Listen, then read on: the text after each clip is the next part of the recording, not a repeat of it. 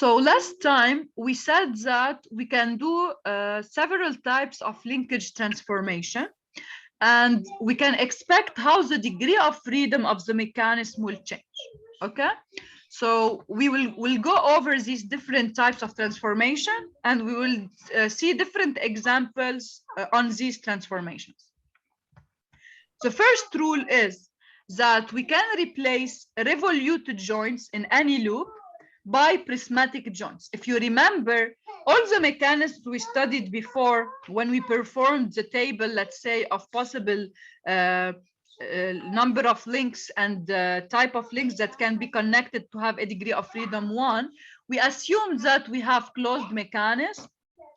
We assume that all of joints are revolutes and we don't have multiple joints. And we said that this study will help us into first detecting several mechanisms that can lead to 1 degree of freedom.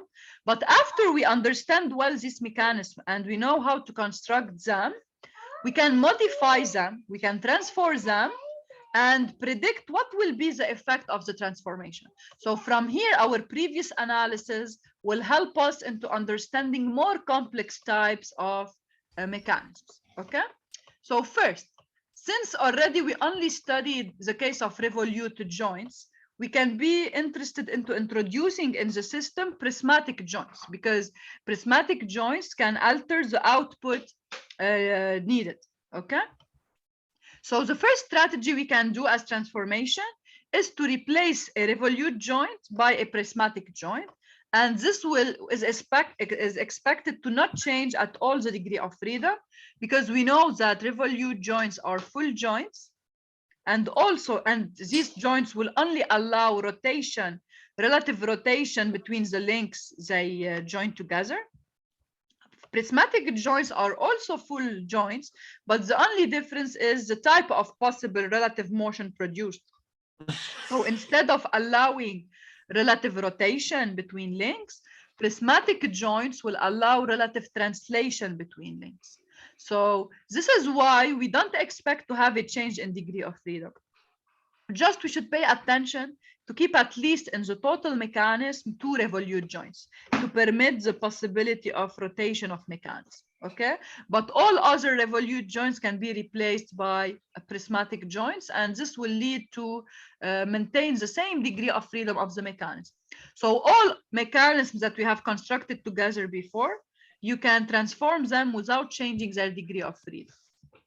Now, another strategy, okay, will be to replace a full joint by a half joint, but this will change the degree of freedom, and we can expect how this will change the degree of freedom by doing the interpretation of what will happen. We know that a full joint will remove 2 degrees of freedom, while a half joint will just remove 1 degree of freedom. So we expect that if we replace a full joint by a half joint, what will happen to the degree of freedom then?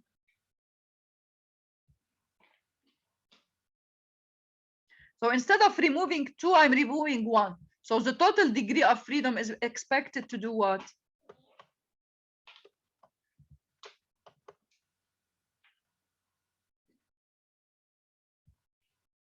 Who can tell me? What will happen with the degree of freedom then?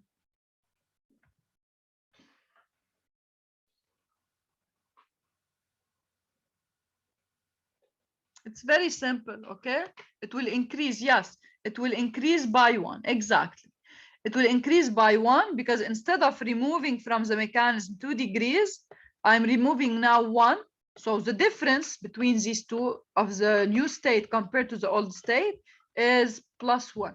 So the degree of freedom will increase by 1 if I replace a full joint by a half joint.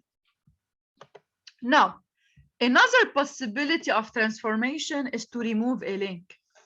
If I remove a link from my mechanism, okay, this is expected to reduce the degree of freedom by 1. Why? Because if you remove, this is a link, okay? If we consider the example of a binary link, for example, okay, to remove the link from a structure, what you should do, the two nodes should be joined into one. So in this way, to remove a link, L will be decreased by 1. The number of links will be decreased by 1, while the number of joints will also be decreased by 1, because I will connect two separate joints into one point. So to see this in an example, if you take the 4-bar linkage system,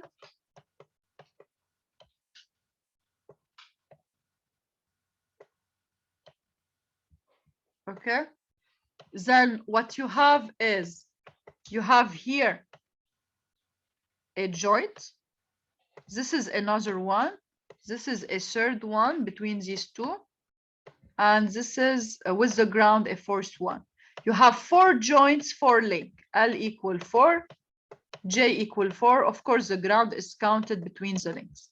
Now, if you want to remove this link, then you should join these 2 joints together to form, instead of 2 separate joints, 1 joint. And your final structure will be like this.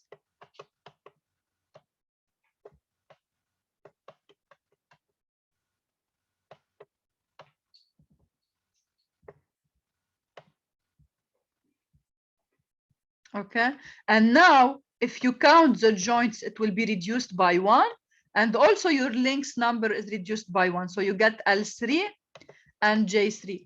And how you can expect the effect on degree of freedom without doing Gribler's equation? You know that removal of a link will reduce the degree of freedom by 3, because any link in general, when before being added, is characterized by 3 degrees of freedom.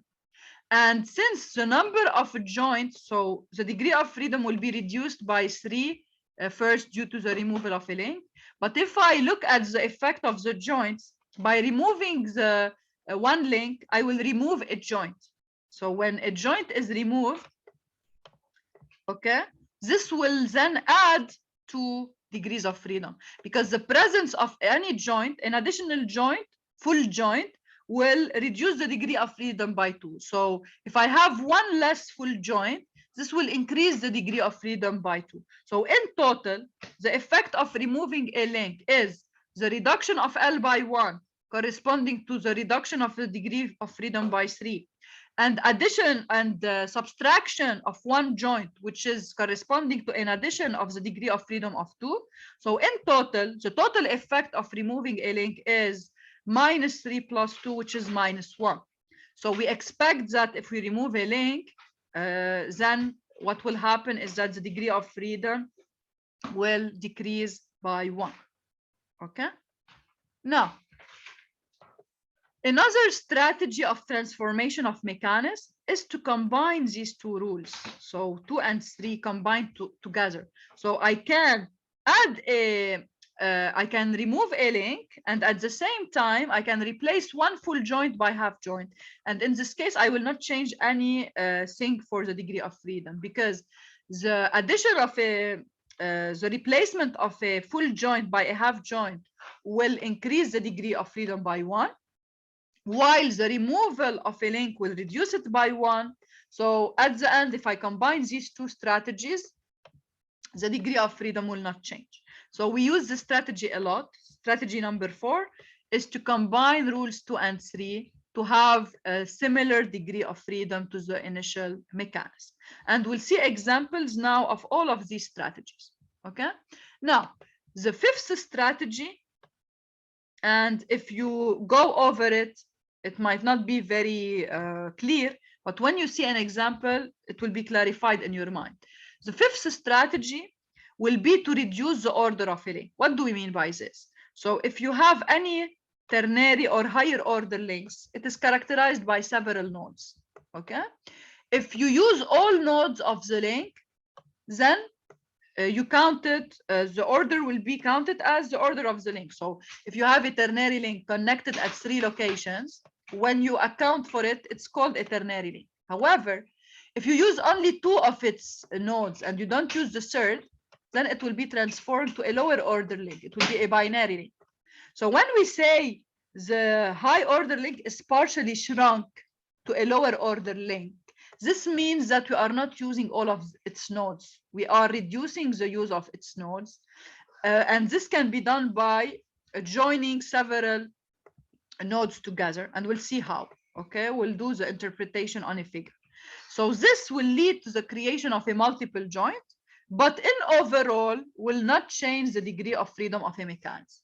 So if we still are using the link, even if we are using it with lower order, this will not affect the degree of freedom. However, if we remove it completely from the structure, so if we are not using any of its nodes to be connected to the mechanism, then we say this is complete shrinkage, which is equivalent to removal of the link. And removal of a link is expected, as we have seen before, to reduce the degree of freedom. And now we'll take examples of all of these strategies and we'll see how we can expect what will happen from the understanding of the basic mechanism studied before. Okay. So let us consider first when we studied only binary links, only revolute joints with no multiple joints and closed mechanism, the first possibility to get a degree of freedom equal 1 was the use of 4-bar linkage system. Okay, and this is illustrated. This is the basic mechanism that we will start from, and we can do several transformations on this system to see how we can transform and expect the result for these known developed systems. So first, the 4-bar linkage system that is widely known is the crank rocker mechanism, the Grashof crank rocker mechanism. I want to tell you that first, when we say Grashof, if you remember what is Grashof, in Grashof system, we have the crank, which is the shortest link, is able of doing full rotation. Okay, and I told you that in this chapter, we'll study the rules to ensure full rotation of the link to be named crank. So whenever we name it crank, this means that it can do full rotation. If it's not able to do full rotation, we call it rocker. Okay, so here, since link 2 is able to do full rotation, and link 4 will do a oscillatory motion, this system is called Grashof crank rocker system. Okay, now what is the concept here? The concept is from a given, if you impose a certain rotary motion of 2 with a certain angular velocity omega, this will allow you to create an oscillatory motion at the rocker level. So this will allow you to have a certain output desired, and we will study together after what is the equation driving the motion of the rocker when we go to analysis of position velocity and acceleration of links in a mechanism. Okay, now for now you just have to know that when we say Grashof crank rocker, this means that we have one link that is able to do full rotation, and for the output or other link of interest, we have a rocker motion. Okay, now we want to transform this mechanism into another one, giving a new output. So as I told you, in general, why we do transformations? We do transformations to change the type of output motion. Okay, so here, for example, the output motion is of circular type and is oscillatory. What if I want to produce an oscillatory motion but rectilinear? Okay, so if I want to induce rectilinear motion, I can think about replacing a revolute joint connection by a slider joint connection. So what will happen here is that I will replace here this, if you want, revolute joint, I will replace it by a slider joint. And then I will use, instead of this link, I will use a block. So this is the transformed system. instead of I replaced, it consists on replacing a revolute joint at this level by a prismatic joint. Okay, and then my force link, instead of being a rocker around this pivot, it will be a block sliding on the ground. Okay, so all I did is just to replace a revolute joint by a prismatic joint. Now, how I can see the similarity between the two mechanisms. So we say, whenever I want to find the analogy between two, I can show that effectively. I can say that I have like an effective link here that can give me the same mechanism of the 4-bar linkage I am used to. Because if you do a small analysis here, instead of having this rotational motion that is oscillatory, you now have a translation motion in oscillatory way.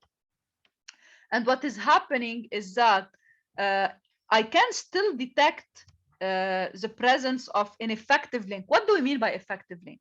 When we say effective link, this means that this link is not physically present, but I can obtain similar behavior as if it was here. Okay, so the presence of this block translating on the ground is similar to having a link 4 that is pivoted to ground but at infinity. Why? Because you know that translation, when we say we have a rectilinear motion, okay, for a straight line, you can still say that you have a radius of curvature, but the radius of curvature is infinity. So if you want to compare a curved path to a straight path, you say that both can be characterized by a certain radius, but for a curved path like a circular path, I can define a radius of curvature that is constant, equal to a finite distance. Okay, while for translation, I can consider that the center of rotation is at infinity. This is why, if you remember from dynamics, when you deal with rotation, you say that velocity, linear velocity of a point here, is omega times radius. We say that in case of straight line motion, okay, what will happen is that the radius will tend to infinity, and then omega will tend to 0. So we say that in case of translation here, omega is 0 and the radius is at infinity, the radius of rotation. So we can say that if the effect of this block with prismatic joint replacing the revolute joint is equivalent to a link, a rocker link, which pivot is at infinity. So we still have nearly same system, but the only modification is that this pivot has changed location. Okay, so this is why we say this is similar, and the effective link which will be here, a rocker, but with a center at infinity. Okay, this is why we can say that a lot of physics can be conserved between these two, but of course I have different output, because here my output is oscillatory rotation, while here my output is oscillatory translation.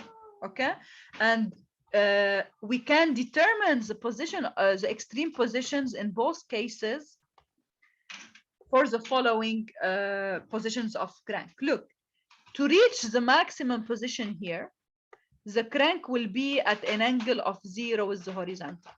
So when the crank is at angle 0 with the horizontal, 2 and 3 will be collinear.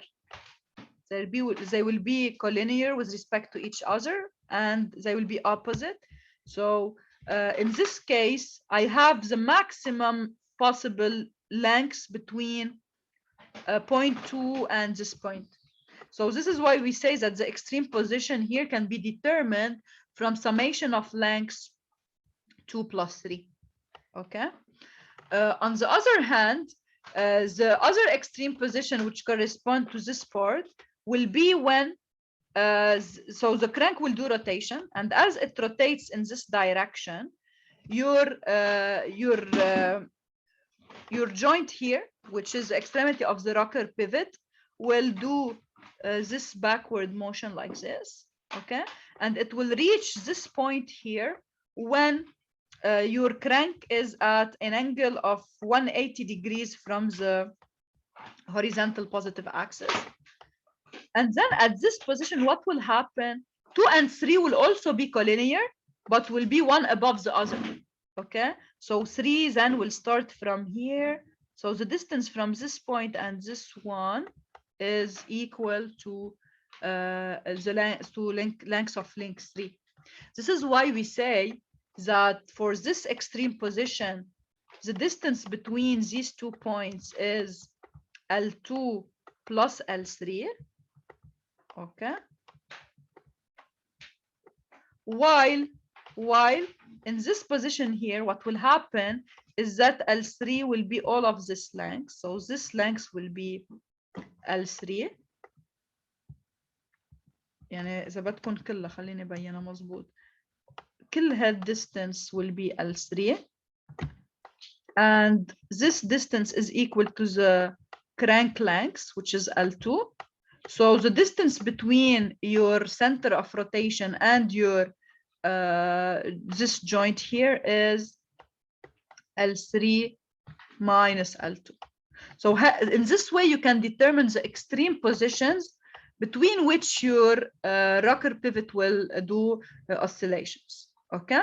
Now, what will happen? So now, as you continue rotation, this will reverse motion. So when you go in from this point to this one, you will go backward. And now when you continue the other half, you will go forward. And this will be repeated. Okay. So the total rotation of your crank will create a complete cycle of the oscillatory motion.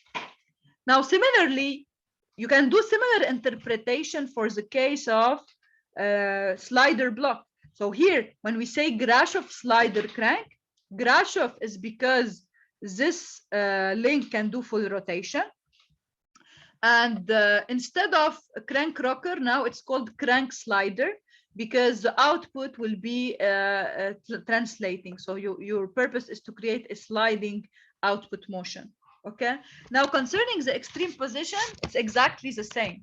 So you will have the first extreme position here corresponding to L2 and L3 collinear. So this is L2, this is L3. So these two will be in the collinear position and they will be opposite to each other. So this is theta equals 0 degrees. I consider my reference is the horizontal in the positive direction to the right, okay? And I can refer to the position of the crank by angle theta. So for theta equals 0, I will be at this position.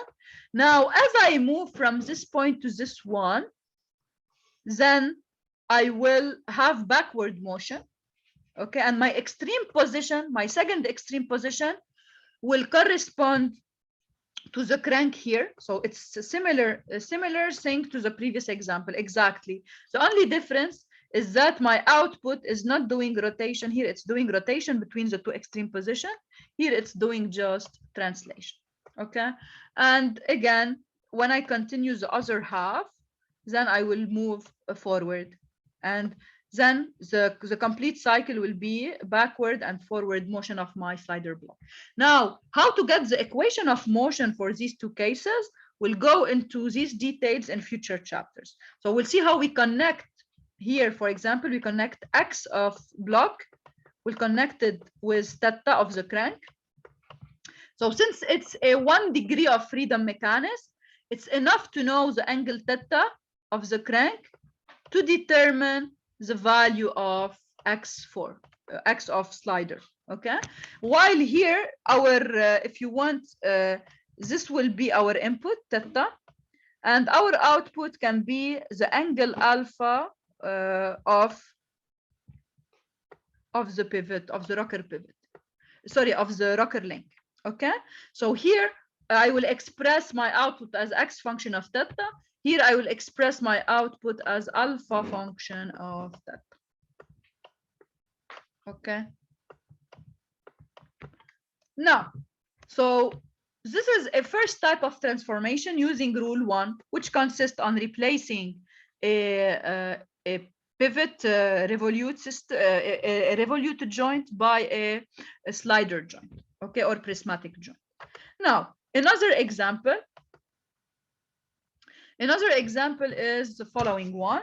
In this example, I will combine several strategies to do transformation. Okay, if you compare the mechanism here to the one we have seen just before, you will see a lot of similarity. Okay, look, what do we have here? If you want to compare this system to the conventional 4-bar linkage system, okay, what are the difference introduced? First, the first difference is that here we are using a prismatic joint. So already we replaced one of the revolute joint by prismatic joint, but we have seen, which is similar to what we did in the previous slide, which is rule 1, and we said that this will not affect the degree of freedom. What are other transformations done?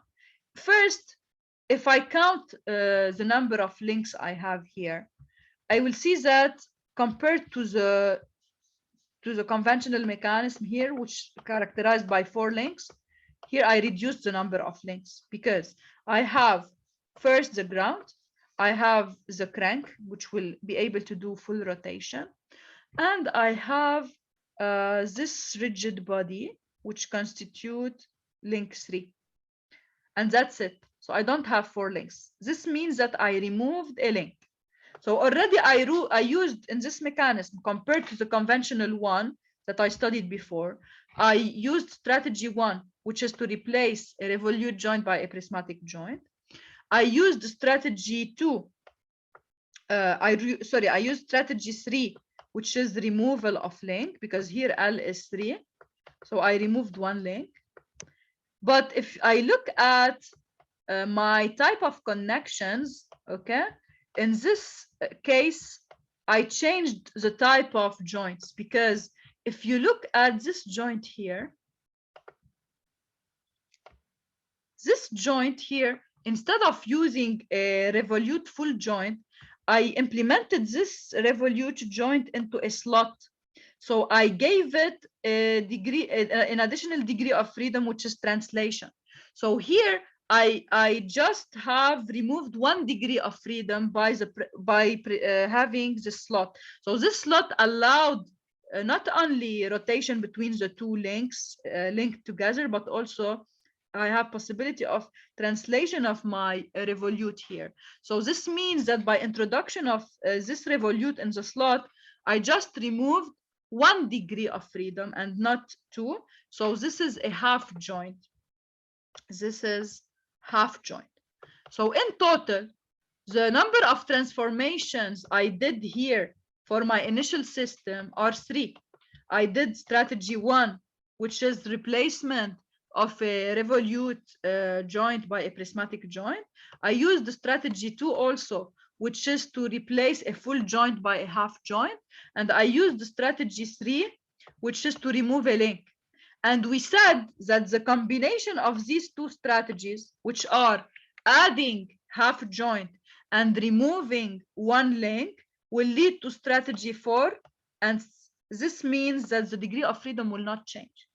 So you can expect that the degree of freedom of this mechanics will still be 1, because first strategy 1, which is replacement of a revolute by prismatic joints, will not change the degree of freedom, and strategy 2 will increase the degree of freedom by 1. Strategy 3, which is removal of link, will reduce it by 1, and we have seen that combination of both will lead to 0 change. So you can expect here that this new mechanism will have same degree of freedom of the 4-bar linkage system, and the degree of freedom will be 1. Now, if you want to try to do some interpretation to see the presence of maybe effective links, okay, we can see that this mechanism here will exactly do the same thing as the Grashof cranker, the Grashof with a slider block. okay, which is called the Grashof slider crank. Why is this mechanism will be similar to Grashof slider crank, with the difference that here we have 4 links, while in the other system we have 3 links. Because if you look at your system here, by appropriate choice of the curvature of the slot, you can exactly produce the same behavior of having a block driven by a link connected to a revolute joint here. Why? Because look, here what will happen is that the half joint here will allow you to transfer a force to your rigid link number 3, normal to contact between the pivot and the slot, okay? Because you know that whenever I have contact between a roller or a pivot with a line, this will induce a force, and this force will be normal to contact between the two, okay? So since the force transmitted to this rigid body, okay, will be in the normal direction, then what will happen is that I can consider I have like an effective link here joining this point to a point of this axis, okay? And because if I want to produce the same effect of the previous slide, this length should not be varying. So let's say I know to produce the same effect of the Grashof slider crank, I should maintain here a distance between if you want, the pivot and the block, which is here an effective block, if you want. So here my slider 4 will be like the block, will do the purpose of the block, and physically I don't have link 3, but in real case, what the transmission of forces will be similar to having a link joining this point to this one through the direction normal to contact between the pivot and the slot. Okay, so I can study what should be the curvature here to produce exactly the same effect of the Grashof slider crank. So I can just say at each position of my system, okay, I want the distance from here to the slot to be L. So this will allow me to design what should be the curvature of the slot to produce the desired effect, okay, to produce this desired effect. And then I will be able to create the same, exactly the same output of motion as I did before. So this is why the system can do the same output of the Grashof slider rocker system. Now, if I need to alter the output, so the importance of this mechanism is that I can play with the output as I want. So if I produce a certain curvature in a way to have exactly same positions as the previous case, then I will have no change. But if I change the curvature, and one example will be to consider a slot that is vertical and is perpendicular to the axis of sliding here of this link. So if I do this, I will change the output type, because in this case, what I will do, I will give my block, okay, then, or my rigid link here, I will give it the same velocity in X component of my pivot point here.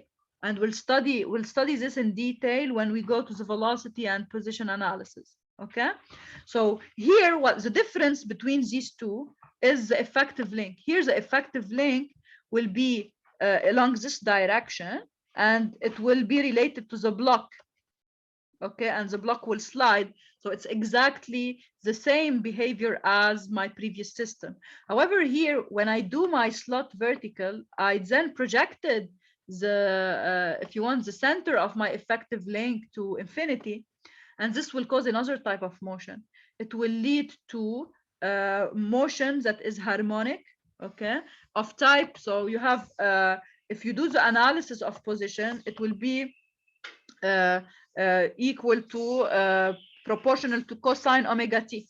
So you can create, this is called here, this type of output is called the Scotch yoke mechanism.